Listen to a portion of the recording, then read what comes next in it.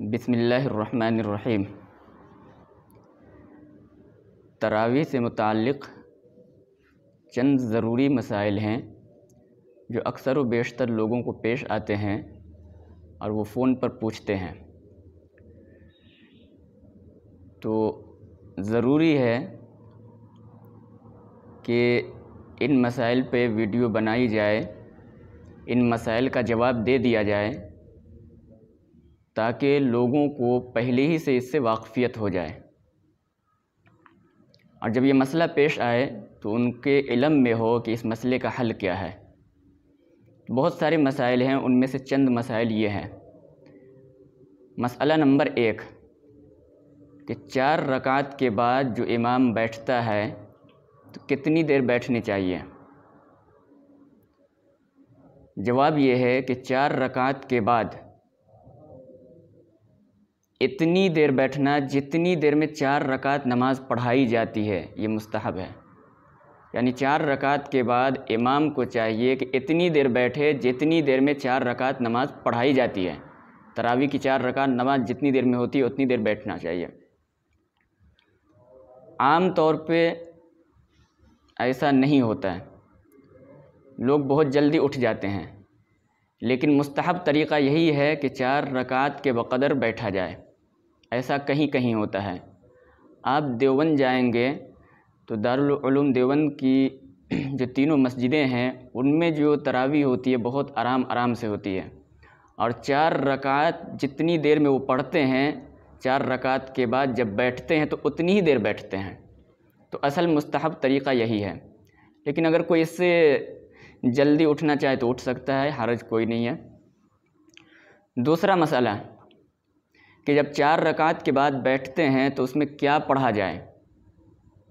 ایک دعا عام طور پہ مشہور ہے جو بہت ساری مسجدوں میں رمضان شروع ہونے سے پہلے لگایا بھی جاتا ہے، تو کیا وہی دعا پڑھنا ضروری ہے یا اس کے علاوہ کوئی بھی دعا پڑھی جا سکتی ہے؟ تو اس مسئلے کا جواب یہ ہے کہ 4 رکعت کے بعد جب لوگ بیٹھتے ہیں تو اس میں مصلیوں کو اختیار دیا گیا ہے، چاہے تو وہ ذکر کریں، چاہے تو وہ تسبیح پڑھیں، چاہے تو قرآن پڑھیں، چاہے تو دعا کریں، چاہے تو اکیلے میں جا کر کے نفل نماز پڑھ لیں 2 رکعت 4 رکعت جتنا ٹائم ہو، چاہے تو بالکل خاموش رہے، اور اگر چاہے تو وہ دعا پڑھ لے جو دعا لوگ پڑھتے ہیں۔ ایک بات یہاں پہ میں سمجھا دوں کہ وہ دعا جو مشہور ہے وہ کسی ایک حدیث میں پوری دعا منقول نہیں ہے، مختلف حدیثوں میں مختلف الفاظ ہیں، بعض فقہائے کرام نے الگ الگ لفظوں کو لے کر کے اس کو جوڑ دیا ہے اور اس کے بعد وہ دعا بنی ہے، لیکن اس دعا کو پڑھنا لازم اور ضروری نہیں ہے۔ اگر کوئی شخص وہ دعا نہیں پڑھتا، اس کی جگہ کچھ اور پڑھتا ہے یا بالکل خاموش رہتا ہے تو یہ بھی جائز ہے۔ تو جیسے اور تسبیح پڑھنا جائز ہے، درود شریف پڑھنا جائز ہے، دعا کرنا جائز ہے، اسی طرح سے سبحان الملک القدوس والی دعا پڑھنا بھی جائز ہے۔ اس کو لازم اور ضروری نہ سمجھا جائے، اس کو سنت نہ سمجھا جائے۔ اگر کوئی آدمی اسی دعا کو لازم اور ضروری سمجھ لے یا سنت سمجھ لے تو پھر یہ غلط ہو جائے گا، بدعت ہوگا۔ لہٰذا ہر شخص کی اپنی اپنی مرضی ہے، جس کو جو مرضی ہو وہ پڑھے۔ دوسری بات اس میں یہ ذہن میں رکھیں کہ جب دعا پڑھیں 4 رکعت کے بعد تو زیادہ زور سے نہ پڑھیں، آہستہ آواز میں پڑھیں، ہلکی آواز میں پڑھیں، کیونکہ وہ ذکر کے حکم میں ہے، اور ذکر کے بارے میں حکم یہ ہے کہ اس کو آہستہ کیا جائے، آہستہ پڑھا جائے۔ لہٰذا 4 رکعت کے بعد جو بھی دعا پڑھیں آپ، چاہے سبحان الملک القدوس پڑھیں، چاہے قرآن پڑھیں، چاہے ذکر کریں، چاہے درود شریف پڑھیں، آہستہ پڑھیں، زیادہ زور سے نہ پڑھیں۔ اچھا، وہ دعا جو منقول ہے اس میں بھی عام طور پہ لوگ غلطی کرتے ہیں۔ فتاوی شامی کے اندر سب سے پہلے علامہ شامی رحمۃ اللہ علیہ نے یہ دعا لکھی، اسی کے بعد دوسرے فتاوی جات کے اندر اور دوسری کتابوں میں وہ دعا آئی ہے۔ وہ دعا میں پڑھ کر کے آپ کو سنا دیتا ہوں کہ اس کے اصل الفاظ کیا ہیں۔ سبحان ذی الملک والملکوت، سبحان ذی العزت والعظمت والقدرت والکبریاء والجبروت، سبحان الملک الحی الذی لا یموت، سبوح قدوس ربنا ورب الملائکۃ والروح، لا الہ الا اللہ، نستغفر اللہ، نسألک الجنۃ ونعوذ بک من النار۔ یہ ہے دعا کے الفاظ جو فتاوی شامی کے اندر موجود ہے، مذکور ہے۔ اس کے علاوہ جو دوسرے الفاظ اس میں ملائے جاتے ہیں وہ اس دعا کے اندر نہیں ہیں۔ تو خلاصہ کلام میں یہ کہنا چاہتا ہوں کہ اس دعا کا پڑھنا لازم اور ضروری نہیں، نہ سنت ہے۔ جیسے اور دعا پڑھ سکتے ہیں، جیسے اور دعا پڑھنا جائز ہے، اسی طرح سے یہ دعا پڑھنا بھی جائز ہے۔ اگر کوئی پڑھ رہا ہے تو اس پہ نکیر نہ کی جائے، اور اگر کوئی یہ دعا نہیں پڑھ رہا ہے، اس کی جگہ کوئی دوسری دعا پڑھ رہا ہے تو اس پہ بھی نکیر نہ کیا جائے، اس کو بھی کچھ نہ کہا جائے۔ حضرت اقدس حضرت مولانا رشید احمد گنگوہی رحمۃ اللہ علیہ 4 رکعت کے بعد جب بیٹھتے تھے تو تیسرا کلمہ پڑھتے تھے، سبحان اللہ والحمد للہ ولا الہ الا اللہ واللہ اکبر، اتنا پڑھتے تھے حضرت مولانا اشرف علی تھانوی رحمۃ اللہ علیہ سے کسی نے پوچھا کہ آپ جب 4 رکعت کے بعد بیٹھتے ہیں تو کیا پڑھتے ہیں؟ تو حضرت نے جواب دیا کہ چونکہ حدیث کے اندر کوئی خاص دعا منقول نہیں ہے، ثابت نہیں ہے، اس لیے میں 4 رکعت کے بعد جب بیٹھتا ہوں تو 25 مرتبہ درود شریف پڑھ لیتا ہوں۔ تو ہمارے اکابر کا بھی معمول رہا ہے، الگ الگ چیزیں پڑھتے تھے، لہٰذا ہر شخص کو اختیار ہے جو چاہے پڑھے، اور اگر کچھ بھی نہ پڑھنا چاہے یا کچھ بھی یاد نہیں تو خاموش بھی رہ سکتا ہے، اس میں کوئی حرج نہیں ہے۔ اس کے بعد اگلا مسئلہ سمجھیے، تراویح کے ہر 2 رکعت کے بعد، یعنی جب 2 رکعت مکمل کرنے کے بعد کھڑے ہوتے ہیں، پھر نیت باندھتے ہیں امام، تو اس وقت ثنا پڑھنا ضروری ہے یا جلدی میں اگر ثنا چاہے چھوڑ سکتا ہے؟ تو جواب یاد رکھیے کہ ثنا، تعوذ یعنی اعوذ باللہ من الشیطان الرجیم، اور تسمیہ یعنی بسم اللہ الرحمن الرحیم، یہ تینوں پڑھنا سنت ہے، لہٰذا جلدی میں آ کر کے امام کو چاہیے کہ اسے نہ چھوڑے، تراویح میں ہر 2 رکعت کے بعد جب کھڑا ہوتا ہے، نیت باندھتا ہے، تو ان تینوں کا اہتمام کرے، ورنہ سنت کے خلاف لازم آئے گا۔ اگلا مسئلہ، ہر سورت کے شروع میں بسم اللہ زور سے پڑھا جائے یا آہستہ پڑھا جائے؟ تو اس کا جواب یہ ہے کہ ہر سورت کے شروع میں امام کو چاہیے، یعنی تراویح پڑھانے والے کو چاہیے، جو بھی تراویح پڑھا رہا ہو اسے چاہیے کہ بسم اللہ آہستہ پڑھے۔ البتہ یہ یاد رکھیں کہ پورے قرآن میں 1 مرتبہ زور سے بسم اللہ پڑھنا ضروری ہے، کیونکہ امام ابو حنیفہ رحمۃ اللہ علیہ کے نزدیک بسم اللہ یہ ہر سورت کا جز نہیں ہے، لہٰذا ہر سورت میں زور سے پڑھنے کی ضرورت نہیں ہے، آہستہ پڑھ لیا کافی ہے۔ لیکن پورے قرآن کریم کا جز ہے، یعنی قرآن کریم کی یہ ایک آیت ہے، لہٰذا قرآن مکمل ہونے کے لیے ضروری ہے کہ جو آدمی تراویح پڑھا رہا ہے اسے چاہیے کہ پورے قرآن میں، یعنی 29 تراویح تک میں، یا 27 کو اگر ختم کر رہا ہے تو 27 تراویح تک کے اندر کسی بھی ایک دن کسی بھی ایک سورت کے شروع میں زور سے بسم اللہ پڑھ دے تاکہ مقتدیوں کا کلام مکمل ہو جائے۔ اگر ایک دن بھی زور سے بسم اللہ نہیں پڑھا تو مقتدی کا کلام قرآن ناقص رہے گا، ایک آیت چھوٹ جائے گی، اس لیے 1 مرتبہ زور سے بسم اللہ پڑھ لیں۔ کس دن پڑھے وہ ان کو اختیار ہے، جس دن چاہے پڑھے، پہلے دن پڑھ لے، لاسٹ دن پڑھ لے، کسی خاص صورت میں پڑھ لے، سورہ یاسین میں پڑھ لے، سورہ رحمان میں پڑھ لے، سورہ واقعہ میں پڑھ لے، قل واللہ احد میں پڑھ لے، ہر شخص کی مرضی ہے، کسی بھی ایک دن زور سے پڑھ لے۔ ہمارا اپنا معمول تھا کہ ہم سورہ قل واللہ احد میں جا کر کے ہمیشہ پڑھا کرتے تھے، لیکن اب 2-3 سال سے میں پہلے ہی دن پہلی رکعت میں جب سورہ بقرہ شروع کرتا ہوں اسی وقت زور سے بسم اللہ پڑھ لیتا ہوں، تاکہ پہلے دن بسم اللہ کی برکت سے پورے قرآن میں تبرک حاصل ہو جائے، برکت حاصل ہو جائے۔ ہر شخص کو اپنا اختیار ہے، جب چاہے پڑھے، اس پہ کسی پہ زور زبردستی نہیں ہے، لیکن 1 مرتبہ زور سے بسم اللہ پڑھ لے۔ اگلا مسئلہ، چونکہ تراویح کی نماز عام نمازوں سے ذرا تیز پڑھی جاتی ہے، ذرا فاسٹ پڑھی جاتی ہے، تو بعض حافظ 1 سانس میں، کچھ حافظ 2 سانس میں سورہ فاتحہ پڑھ لیتے ہیں، تو کچھ ان پڑھ جو مقتدی ہوتے ہیں، جن کو علم نہیں ہوتا مسئلے کا، ان کو اعتراض ہوتا ہے کہ 1 سانس میں سورہ فاتحہ نہیں پڑھنی چاہیے۔ تو بعض لوگ فون کرتے ہیں کہ کیا 1 سانس میں سورہ فاتحہ پڑھنا جائز ہے یا نہیں، یا ہر آیت پہ سانس توڑنا ضروری ہے؟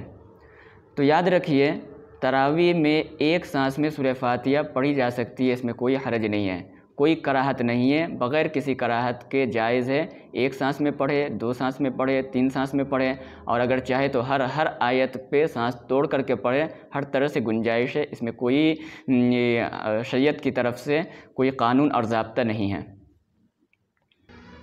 اگلا مسئلہ کہ تراویح جب مکمل ہو جائے تو دعا کب کریں؟ تراویح مکمل ہونے کے بعد یا وطر مکمل ہونے کے بعد یا دونوں کے بعد؟ تو جواب یاد رکھیے، جائز تو دونوں طرح سے ہے۔ تراویح کی 20 رکعت مکمل ہونے کے بعد کوئی دعا کرنا چاہے تو بھی دعا کر سکتا ہے، اور اگر کوئی وطر مکمل کرنے کے بعد اس وقت دعا کرنا چاہے تو بھی دعا کر سکتا ہے، لیکن جب بھی کرے ایک مرتبہ کرے۔ ہمارے اکابر اور اسلاف کا معمول یہ رہا ہے کہ وہ تراویح کی 20 رکعت مکمل ہونے کے بعد اسی وقت ہاتھ اٹھا کر کے دعا کر لیا کرتے تھے، اور جب ایک مرتبہ دعا کر لی گئی تو پھر وطر کے بعد دوبارہ دعا کرنے کی ضرورت نہیں ہے۔ لہٰذا بہتر اور افضل طریقہ یہ ہے کہ تراویح کی 20 رکعت جب مکمل ہو جائے تو اسی وقت دعا مانگ لی جائے، اگرچہ وطر کے بعد بھی جائز ہے، لیکن یہ اسلاف اور اکابر کے طریقے کے خلاف ہے۔ اکابر کا جو طریقہ شروع سے آ رہا ہے وہ یہ ہے کہ تراویح مکمل ہونے کے بعد وہ دعا مانگتے تھے۔ اگلا مسئلہ، اگر کسی شخص کی تراویح کی چند رکعتیں چھوٹ جائیں، تو جیسے کسی کی 4 رکعت یا 6 رکعت یا 8 رکعت 10 رکعت چھوٹ گئے، تو وہ چھوٹی ہوئی رکعت کب ادا کریں؟ یہ اکثر و بیشتر لوگ پوچھتے رہتے ہیں، اور روزانہ یہ مسئلہ کسی نہ کسی کے ساتھ پیش آتا ہے۔ تو اس کا جواب یاد رکھیے، تراویح کی اگر چند رکعتیں چھوٹ جائیں تو اس کے ادا کرنے کا 2 وقت ہے۔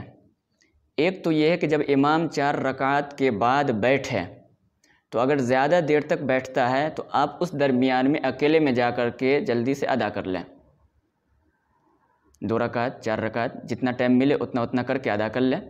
اگر ایک ہی مرتبہ میں 4 رکعت ادا ہو جا رہی تو 4 رکعت، اور اگر ایک مرتبہ میں 10 رکعت آپ کی چھٹی ہوئی ہے اور آپ نے 4 رکعت ادا کی، پھر امام کھڑا ہو گیا نماز کے لیے، تو پھر آپ امام کے ساتھ آ جائیں، تراویح پڑھ لیں۔ پھر جب اگلی 4 رکعت کے بعد وہ بیٹھے گا تو پھر اکیلے میں جا کر کے آپ بقیہ رکعتیں ادا کر لیں۔ تو اگر 4 رکعت کے بعد زیادہ دیر تک امام بیٹھتا ہے، جیسے دیوبند کے اندر تراویح کے درمیان میں تقریباً 8 منٹ 10 منٹ 12 منٹ 4 رکعت کے بعد لوگ بیٹھتے ہیں، تو اس میں آرام سے جن کی 4 رکعت 6 رکعت نماز چھوٹی وہ آرام سے ادا کر سکتا ہے۔ تو اس طرح سے اگر کہیں پہ مسئلہ ہے، کسی جگہ اس طرح سے آرام سے امام بیٹھتا ہے، تو درمیان میں جو موقع مل رہا اسی وقت ادا کر لیں۔ اور اگر اتنی دیر امام نہیں بیٹھتا ہے، دعا پڑھ کر کے فوراً جلدی سے کھڑا ہو جاتا ہے، 2 رکعت یا 4 رکعت آپ نہیں پڑھ سکتے الگ سے، تو ایسی شکل میں جب تراویح مکمل ہو جائے، وطر مکمل ہو جائے، تو وطر مکمل ہونے کے بعد آپ اکیلے میں جا کر کے جتنی رکعت تراویح کی چھٹی ہے وہ مکمل کر لیں۔ یہ 2 وقت ہے۔ اگلا مسئلہ، اگر کسی شخص کی تراویح کی مکمل رکعت چھوٹ گئی اور اس رات میں وہ ادا نہیں کر سکا، تو کیا دوسرے دن اس کی قضا کر سکتا ہے یا نہیں؟ یعنی سوال یہ ہے کہ تراویح کی قضا ہے یا نہیں؟ تو جواب یاد رکھیے کہ تراویح کی قضا نہیں ہے۔ تراویح کا وقت عشاء کے بعد سے لے کر کے صبح میں طلوع فجر تک ہے، اس درمیان میں جب چاہے آپ تراویح ادا کر سکتے ہیں۔ اگر آپ نے امام کے ساتھ ادا نہیں کیا تو امام کے بعد اکیلے میں بھی آپ ادا کر سکتے ہیں، لیکن پوری رات میں جب چاہے ادا کر سکتے ہیں۔ اگر وہ رات گزر گئی اور صبح ہو گئی تو اب دوسرے دن تراویح کی قضا نہیں ہے۔ اگر کوئی شخص تراویح کی قضا کرے گا تو نہ تراویح ہوگی نہ نفل ہوگی، کچھ بھی نہیں ہوگی، اس لیے تراویح کی قضا نہ کرے۔ اگلا مسئلہ، یہ بھی بہت زیادہ لوگوں کو پیش آتا ہے اور روزانہ کسی نہ کسی کے ساتھ یہ مسئلہ پیش آتا ہے، وہ یہ ہے کہ ایک شخص تراویح میں بعد میں پہنچا، اس وقت پہنچا جب امام فرض نماز پڑھا چکا تھا، جماعت ہو چکی تھی اور تراویح شروع ہو چکی تھی، اور یہ آدمی اب گیا ہے مسجد میں، یعنی امام کے ساتھ فرض نماز جماعت کے ساتھ نہیں پڑھ سکا۔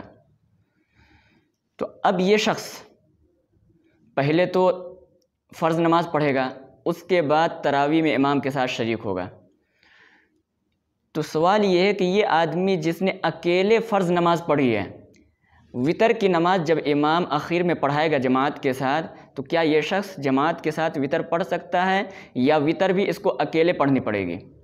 تو اس کا جواب یہ ہے کہ جس شخص نے فرض نماز اکیلے پڑھی ہو، جماعت کے ساتھ نہیں پڑھی ہے، وہ وطر کی نماز جماعت کے ساتھ پڑھ سکتا ہے، اس میں کوئی حرج نہیں ہے، جماعت کے ساتھ پڑھے۔ دوسرا مسئلہ، اگر کسی شخص نے عشاء کی نماز پڑھی ہی نہیں تو وہ وطر جماعت کے ساتھ پڑھ سکتا ہے یا نہیں؟ تو اس کا جواب یہ ہے کہ دیکھیے، عشاء کی فرض نماز اور وطر کے درمیان ترتیب ضروری ہے، ترتیب فرض ہے۔ تو اگر کسی شخص نے عشاء کی نماز پڑھی ہی نہیں، مثال کے طور پہ جب وہ مسجد میں پہنچا تو عشاء کی فرض نماز بھی ہو چکی تھی، تراویح بھی مکمل ہو چکی تھی، اب امام وطر کے لیے کھڑا ہونے والا تھا یا وطر کی نیت باندھ چکا تھا۔ اب یہ شخص مسجد میں پہنچا ہے تو اس نے تراویح بھی نہیں پڑھی ہے، فرض نماز بھی نہیں پڑھی، نہ جماعت کے ساتھ پڑھی ہے نہ اکیلے پڑھی ہے، تو کیا یہ شخص وطر کی نماز میں شریک ہو سکتا ہے، وطر کی نماز پڑھ سکتا ہے؟ تو اس کا جواب یہ ہے کہ یہ شخص وطر کی نماز نہیں پڑھ سکتا ہے، اس لیے کہ عشاء کی فرض نماز اور وطر کے درمیان ترتیب ضروری ہے۔ جب اس نے عشاء کی نماز ابھی پڑھی نہیں، نہ امام کے ساتھ پڑھی ہے نہ اکیلے پڑھی ہے، تو وطر کی نماز اگر پڑھے گا تو گویا عشاء کی فرض نماز سے پہلے وطر کا پڑھنا لازم آئے گا، حالانکہ وطر یہ فرض کے بعد ہے۔ اس لیے اس آدمی کو چاہیے کہ پہلے فرض نماز پڑھیں، اکیلے پڑھ لیں، اور اس کے بعد اگر امام ابھی وطر پڑھ رہا ہے تو پھر وطر میں شریک ہو جائے، لیکن فرض نماز پڑھنے سے پہلے وطر کی نماز نہیں پڑھ سکتا۔ طور پہ لوگوں کو پیش آتے ہیں، اس لیے میں نے ضروری سمجھا کہ بتا دوں۔ اب آپ حضرات کی ذمہ داری ہے کہ اس ویڈیو کو اپنے دوستوں میں، احباب میں اور اپنے گروپس میں شیئر کریں تاکہ زیادہ سے زیادہ لوگوں کو ان مسائل کا علم ہو سکے، اور جب یہ مسئلہ پیش آئے تو پہلے ہی سے اس کی جانکاری اس کے پاس موجود ہو۔ اللہ تعالیٰ سے دعا ہے کہ اللہ تعالیٰ ہمیں ان باتوں پہ عمل کی توفیق نصیب فرمائے۔ وما علینا الا البلاغ۔